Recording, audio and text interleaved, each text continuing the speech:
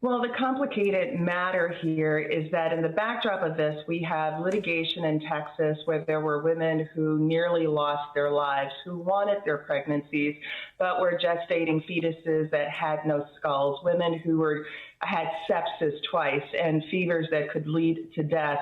Wanted their pregnancies and unable in the state of Texas to be able to terminate their pregnancies, with doctors fearing losing their medical licenses, fearing criminal prosecutions that could lead to 99 years incarceration or $100,000 in fines. If you looked at that, those women actually need medical services immediately. So is that on demand when your life might die, where you might die in the next hour if you don't get these services, or in the next week, right? But of course, the rhetoric here is women seeking to terminate their pregnancies the day before they would deliver, which is, of course, absolutely inaccurate. We have no scientific evidence in the United States of that, save in any kind of circumstances where literally the woman is on her deathbed.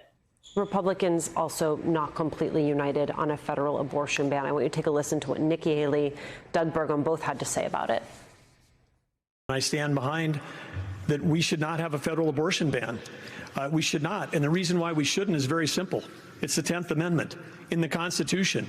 In the Constitution, which the states created the federal government, not the other way around. It is in the hands of the people, and that's where it should be. But when you're talking about a federal ban, be honest with the American people. We haven't had 45 pro-life senators in over 100 years. So no Republican president can ban abortions any more than a Democrat president could ban all those state laws. Don't make women feel like they have to decide on this issue when you know we don't have 60 Senate votes in the House.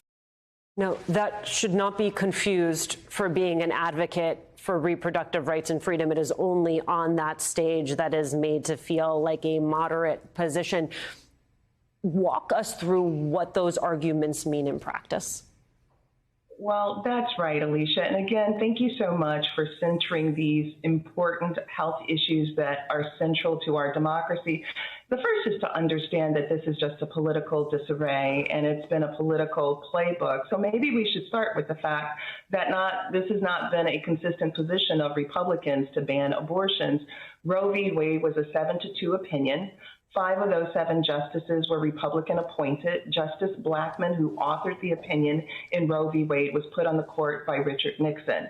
So what we look at and see today is radically different than the Republican position 50 years ago. And it is a party then that is trying desperately hard to swim out of the torrent that has been created, something that has been a political lean-in. And so the truth of it is that the Supreme Court in the Dobbs decision said that they would leave these matters to states.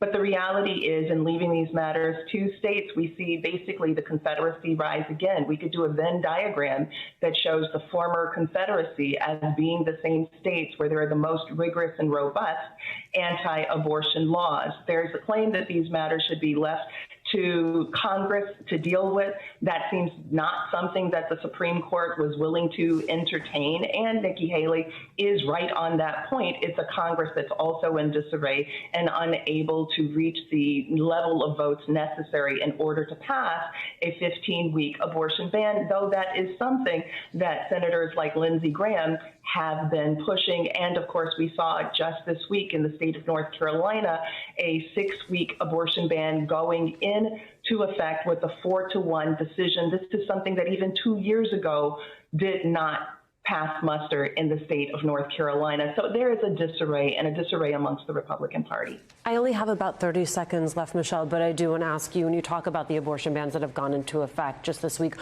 what does that then mean for the states closest to those states that are still providing access to abortion?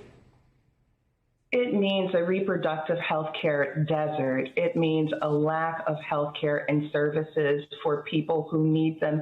And this is for a range of health issues, because at the beginning of the day, we must remember that this is a health issue and that the United States leads all of the developed world in maternal mortality and maternal morbidity, ranking around 55th in the world. So it's a deadly proposition, quite frankly, Alicia.